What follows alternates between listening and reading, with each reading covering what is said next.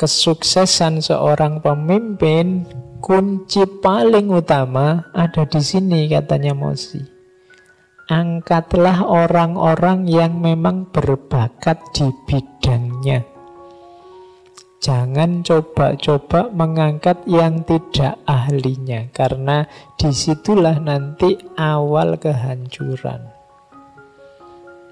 Ya kalau bahasanya hadis kan, idza wusidal amru ila ghairi ahlihi fantadhiris sa'ah. Kalau urusan sudah diberikan pada yang bukan ahlinya, tunggu saja saatnya. Jadi ya sama seperti tadi yang saya gambarkan. Yang petani, yang ngurusi pertanian, cari orang yang berbakat bertani. Yang mengurusi perdagangan, cari orang yang berbakat di dunia perdagangan. Jadi itu kalimat dari Mozi. Saat ini semua penguasa menginginkan daerahnya kaya, masyarakatnya banyak, dan wilayah mereka aman tertib. Namun yang mereka peroleh bukan kekayaan, namun kemiskinan. Bukan banyaknya orang, banyaknya masyarakat, namun justru kelangkaan. Bukan ketertiban, namun kekacauan. Berarti kehilangan apa yang diinginkan dan memperoleh apa yang dihindari. Mengapa? Karena para penguasa gagal mengangkat dan mempekerjakan orang-orang yang berbakat dalam pemerintahannya. Kalau jumlah orang berbakat banyak, tatanan akan stabil. Demikian juga sebaliknya. Sebaliknya berarti apa? Kalau orang yang berbakat sedikit, semakin mudah kacau. Oleh karena itu, tugas seorang pemimpin sebenarnya satu: meningkatkan jumlah orang berbakat. Jadi selain harus milih orang-orang berbakat, tugas beratnya pemimpin itu bisa tidak dia melahirkan orang-orang berbakat, melahirkan sumber daya manusia yang berkualitas. Oke, yuk kalian introspeksi sendiri ya, kira-kira aku masuk hitungan enggak? Kamu silahkan tanya dirimu, seandainya presiden nelpon aku, terus terserah kamu ingin jadi menteri bagian apa, kamu milih apa? Misalnya Pak Jokowi lah nelpon kamu, aku mau reshuffle besar-besaran, kamu bebas wes, tak milih jadi menteri apa, kamu ingin jadi menteri apa kira-kira? Kalau kamu tidak bisa milih, ya berarti kamu tidak berbakat, tidak ada bakatnya. Kamu harus jelas, saya ingin itu, berarti kamu punya bakat. Dan tugas pemimpin yang paling berat itu melahirkan banyak orang berbakat. Semakin banyak orang berbakat, semakin ringan mengelola negara. Kalau semakin sedikit, ya semakin berat. Logikanya apa sih?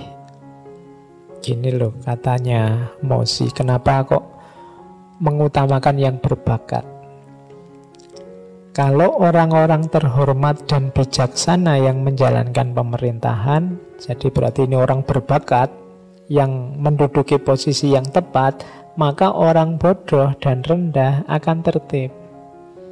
Sebaliknya, kalau orang bodoh dan rendah yang menjalankan pemerintahan, orang-orang berbakat, orang terhormat dan bijaksana tadi pasti akan memberontak. Kenapa? Tidak betah dia diatur orang-orang bodoh dan rendah. Jadi dari sisi ini secara logis sebenarnya sederhana. Kalau orang yang berbakat mimpin, itu kan yang tidak berbakat mesti patuh. Ya wong aku bukan bidangnya. Tapi kalau dibalik, yang tidak berbakat yang mimpin, yang berbakat ini mesti tidak betah. Kemungkinan dia akan memberontak. Maka pemimpin yang pinter, dia akan mengangkat orang yang berbakat. Logika pertama itu. Logika kedua, penguasa itu kan ya memang dia pemimpin, tapi dia tidak ngerti segalanya. Dia tidak ahli di semua bidang. Saat penguasa tidak dapat membuat jubah, ia akan mempekerjakan penjahit yang mampu. Saat mereka tidak dapat menyembelih sapi atau kambing, mereka akan mempekerjakan jagal yang mampu. Yes, ini yang kedua logikanya sederhana sebenarnya. Ya pemimpin tidak ngerti segalanya. Dia butuh orang yang ahlinya. Pemimpin tidak jahit bajunya sendiri ya, dia butuh orang yang jahit. Dia tidak nyukur rambutnya sendiri, butuh tukang cukur. Bukan berarti pemimpin harus ngerti segalanya terus nyukur-nyukur dewe, jahit-jahit dewe. Nah ya, tidak ada. Jadi kalau kamu nyari pemimpin yang sempurna bisa segalanya, tidak mungkin. Jadi justru carilah pemimpin yang bisa melahirkan banyak orang berbakat dan mau milih orang-orang yang berbakat di bidangnya. Nah itu nanti negara bisa terjamin. Tapi kalau kriteriamu pokoknya Pak, saya mau nyari pemimpin yang apa saja bisa, soleh lahir, soleh batin, kemudian soleh, susah. Soleh dunia akhirat, kemudian ilmu apa saja ngerti, kemudian bisa ngatasi apa saja, semua urusan dia yang ngurusi ya. Wallahu a'lam bishawab. Tidak ada. Maka carilah pemimpin justru yang pinter ngatur sumber daya manusia, yang bisa mau milih orang yang berbakat dan mau belajar untuk menghasilkan banyak orang berbakat. Terus itu logika kedua. Logika ketiga, kenapa harus mengutamakan orang yang berbakat? Untuk memerintah dibutuhkan pengetahuan. Kalau pengetahuannya tidak meningkat 10 kali, sementara tugas dan kewajibannya meningkat 10 kali, pasti tugas itu dilakukan dengan dasar 1 pengetahuan dan mengabaikan 9 sisanya. Tentu saja meskipun bekerja siang malam, hasilnya tidak dapat berjalan dengan baik. Jadi, mimpin ini kan butuh wawasan. Kemarin saya hanya guru misalnya, tak jalankan tugas guru. Begitu jadi presiden, ini butuh 10 kali lipat wawasan dibandingkan pas aku jadi guru. Sementara sekuat-kuatnya aku mengupgrade pengetahuan, mungkin ya kuatnya cuma sak level. Sementara aku butuh 10 level sekaligus, wong sekarang sudah mimpin. Butuhnya 10, mampunya cuma 1. Meningkatkan ilmunya. Kalau nunggu sampai lengkap 10, tidak kerja-kerja. Maka solusi simpelnya apa? Ya cari orang yang ahli. Tidak harus semua diatasi sendiri. Kalau diatasi sendiri, kerja siang malam, meskipun kerja, tapi ya hasilnya tidak akan maksimal. Jadi butuh dukungan sekelilingnya, orang-orang yang berbakat. Makanya konsep dari Mozi yang sangat ditekankan tadi, mengangkat orang-orang yang berbakat, model meritokrasi. Nah, kalau tidak, pemerintahan akan gagal. Penguasanya berarti tidak baik. Efeknya apa? Tadi kan dilihat konsekuensinya. Efek terakhirnya, penguasa yang tidak baik itu kira-kira kelihatan dari mana? Itu oleh Mozi disebut antara lain pertahanan negara terabaikan. Jadi kehidupannya di istana hura-hura tapi tidak peduli dengan pertahanan negara. Jadi orang luar mudah masuk, mudah menyerang. Yang kedua, cirinya penguasa yang tidak baik apa? Kalau ada tekanan dari luar, negara terdekat tidak mau bantu. Itu berarti penguasanya kurang baik. Karena penguasa yang baik itu mampu menjalin kerjasama dengan negara-negara di dekatnya. Kalau tidak berarti kurang bagus. Ciri yang ketiga, masyarakatnya melakukan hal-hal yang tidak produktif. Jadi masyarakat itu yang dilakukan tiap hari itu banyak hal yang tidak penting, tidak ada gunanya. Yo, kalau hari ini kamu mendeteksinya gampang, coba baca berita-berita di media itu, kamu prosentase. Mana yang penting, mana yang tidak. Kalau yang viral ternyata bukan hal-hal yang vital, substansial, penting, kemungkinan memang negara kita kurang barokah. Nggak. Ya, jadi orang-orang hanya sibuk dengan hal-hal yang tidak penting, tidak substantif. Kemudian orang bodoh dan tidak berguna mendapat hadiah. Karena yang diurusi yang tidak penting-penting, akhirnya yang populer, yang viral itu justru orang-orang bodoh yang melakukan tindakan tidak berguna. Justru dia yang banyak dapat. Ya, karena melakukan hal-hal yang tidak ada gunanya malah dapat hadiah banyak. Kalau hari ini kan kamu bikin prank, bikin apa, dapat duit banyak. Jadi itu tanda-tanda. Terus hukum dan aturan rasanya berat sekali dijalankan. Ada represi dan ketakutan. Dan kadang-kadang malah dipakai oleh sebagian orang untuk mencari keuntungan sendiri. Ini berarti tanda-tanda penguasa yang tidak baik. Terus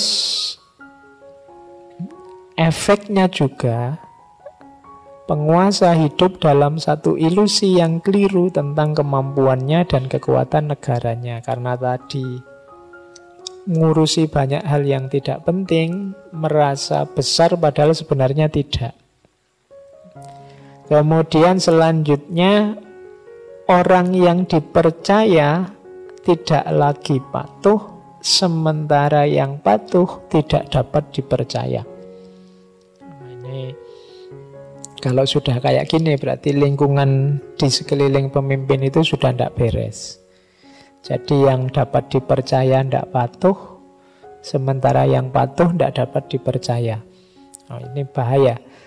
Kemudian ciri sampingannya kurang pangan, menterinya kurang mampu menjalankan pekerjaan, hukuman tidak membuat orang takut, imbalan tidak mampu melahirkan kebahagiaan. Nah, itu ciri-ciri. Oke. Yo, ini untuk introspeksi bareng-bareng kita. Insya Allah kita ndak di sini, tapi sedikit-sedikit. Ya ndak apa-apa. Yo, untuk introspeksi kan. Zaman Mozi itu negara kacaunya luar biasa. Semua penguasa ingin menang. Jadi Mozi ini dikenal nanti ceramah dari satu negara ke negara yang lain. Dia dikenal tukang ceramah, beda sama Konfusius. Kalau Konfusius lebih pendiam. Sama-sama punya sekolahan. Oke, jadi ini ketika Mozi ditanya tentang ciri-ciri penguasa yang gagal. Terus konsepnya Mozi juga anti-fatalisme. Kalau ini tidak perlu saya jelaskan, teman-teman pasti sudah ngerti apa itu fatalisme. Katanya Mozi, fatalisme kalau di kita namanya Jabariyah. Tidak mau usaha, pokoknya hidup ini harus pasrah total, sudah ada jalannya, sudah ada takdirnya. Katanya Mozi, fatalisme ini jalan kejahatan. Di masa lalu orang-orang yang malang gemar makan dan minum namun malas bekerja. Akhirnya mereka kekurangan makanan dan pakaian, terancam kelaparan dan sakit. Tapi mereka tidak ngaku. Mereka tidak berkata, aku ini bodoh dan rendah serta tidak tekun bekerja. Tapi mereka berkata, memang takdirku menjadi miskin. Jadi orang fatalis itu, kalau dia jelek, kalau dia gagal, yang dikambing hitamkan takdir. Misalnya kamu kuliah kena DO misalnya. Katanya Mozi, kamu ndak introspeksi. Oh iya ya, aku selama ini mungkin males, mungkin ndak bisa ngatur waktu dengan baik, mungkin kamu ndak begitu. Tapi kalimat yang kamu ucapkan adalah, ya memang takdirnya sudah begini, mau gimana lagi. Itu berarti hidupmu modenya adalah mode fatalis. Jadi kalau kamu males-malesan kemudian gagal, yo, terus kamu bilang, ya memang sudah takdirnya Pak, itu berarti kamu seorang fatalis. Ya, karena sekarang kan penyakit paling umum itu kan males-malesan. Kalau ditanya, Mas kamu kok disuruh apa-apa ndak tuntas, kelihatannya kamu males. Ini bukan males Pak, ini hemat energi Pak. Ndak mau boros. Hidupnya depan TV, depan HP terus. Oke. Ini dikritik oleh Mozi. Mana bisa orang maju dengan model hidup fatalistik. Jadi termasuk raja, ada penguasa yang gagal, tapi dia tidak ngaku bahwa dia gagal. Dia tidak bilang, katanya Mozi, aku ini penguasa yang gagal, yang rendah, yang tidak serius. Tapi dia bilang, ya memang takdirku harus kalah. Jadi jangan hidup dengan mode fatalisme. Anti perang. Kalau ini gagasannya Mozi untuk mbok sudahlah jangan perang sudah. Ratusan tahun kita perang kok tidak selesai-selesai. Saling membunuh. Katanya Mozi, bayangkan kalau ada orang masuk ke kebunnya orang lain lalu mencuri buah persik dan buah plum. Mendengar ini orang akan mencelanya, menangkapnya, yang berwajib akan menghukumnya. Mengapa? Sebab ia menyakiti orang lain untuk keuntungannya sendiri. Demikian juga kalau ada orang mencuri anjing, babi, atau ayamnya orang lain, pasti dianggap lebih jahat dibandingkan mencuri buah persik dan plum. Mengapa? Sebab hal itu menyebabkan orang lain lebih sakit dan lebih tidak manusiawi dan lebih jahat. Saat seseorang masuk kandangnya orang lain dan mencuri kuda atau sapinya, ini lebih jahat dibandingkan mencuri anjing, babi, atau ayam. Mengapa? Sebab hal itu menyebabkan orang lain lebih sakit lagi dan lebih tidak manusiawi dan lebih jahat. Jadi kalau ada orang nyolong sayuran, kita anggap itu jahat. Kalau ada orang mencuri ayam, kita anggap lebih jahat daripada sekedar nyolong sayuran. Ada orang mencuri sapi, oh ini lebih jahat lagi. Tapi harusnya demikian pula dengan orang yang membunuh orang yang tidak berdosa, kemudian merampas pakaiannya, merampas tombak dan pedangnya. Harusnya ini lebih jahat daripada masuk kandang dan mengambil kuda dan sapi. Sebab hal itu menyebabkan orang lain lebih sakit dan lebih tidak manusiawi dan lebih jahat. Semua orang di dunia tahu bahwa hal tersebut harus dikutuk dan disebut sebagai kejahatan. Harusnya disebut kejahatan, bunuh-bunuhan itu. Siapapun yang dibunuh, apakah negara A yang menyerang negara B atau negara B yang menyerang negara A, itu sama-sama. Kalau ada kasus nyawa manusia hilang, itu harusnya kejahatan. Wong yo sayur-sayuran ayam aja diambil, kita sebut itu kejahatan. Namun kalau satu negara melakukan serangan besar, mereka tidak mengutuknya, sebaliknya mereka bersorak dan menyebutnya terhormat. Jadi kalau ada negara satu menyerang negara lain, itu kan biasanya mungkin karena semangat nasionalisme, patriotisme, kita menyebutnya itu terhormat. Katanya Mozi, masa sih orang-orang itu tidak bisa membedakan mana kehormatan, mana kejahatan? Kalau sudah mengambil nyawa orang lain, apapun alasannya itu kejahatan, bukan kehormatan. Maka dia anti perang dalam bentuk apapun. Karena mungkin zaman itu sudah sangat capek perang. Kembali lagi. Oke. Sekarang ada cerita-cerita tentang Mozi. Jadi Mozi ini dikenal kemana-mana membawa banyak buku. Kenapa kok ada orang pinter kayak Mozi? Ya kemana-mana membawa buku. Jadi kalau begitu ada waktu luang, beliau baca buku. Oke, itu mirip kayak kita, idealnya. Ya, meskipun kenyataannya berbeda. Nah, satu ketika Mozi ini jadi utusan, jadi duta ke negeri Wei. Ini perjalanan hanya sebentar untuk melihat kasus di pengadilan. Ini ada temannya, tanya, "Tuan, engkau hanya bertugas memerintahkan Kung Sangkuo memutus salah dan benar untuk kasus tertentu, tidak lebih. Kenapa kok bawa begitu banyak buku?" Jawabannya Mozi, di masa lalu, ini cerita dia, Raja Tan dari negeri Zhou membaca 100 halaman buku setiap pagi dan menerima 70 ilmuwan setiap sore. Oleh karena itu, keberhasilannya sebagai menteri masih terasa hingga saat ini. Sementara sekarang di atasku dan di bawahku tidak ada yang bisa seperti itu. Bagaimana aku bisa mengabaikan buku-buku ini?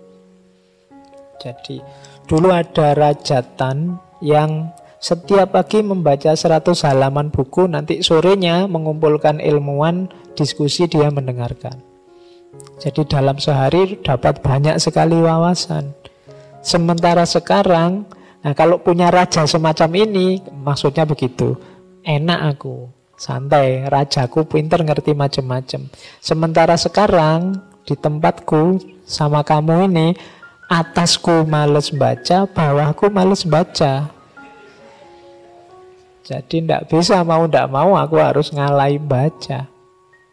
Karena kalau semua tidak baca, nanti kebenaran tidak ditemukan.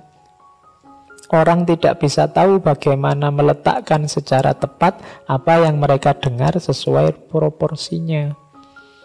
Inilah gunanya banyak buku. Jadi itu nasihatnya dari Mozi. Zaman dulu banyak ulama besar, ulama canggih, ulama luar biasa. Kita tinggal ikut. Lah sekarang kalau yang atas malas baca, yang bawah malas baca, ya siapa kemudian yang baca? Nanti banyak hikmah, banyak kebenaran hilang. Karena rakyatnya malas baca. Oke, maka rajin-rajinlah baca.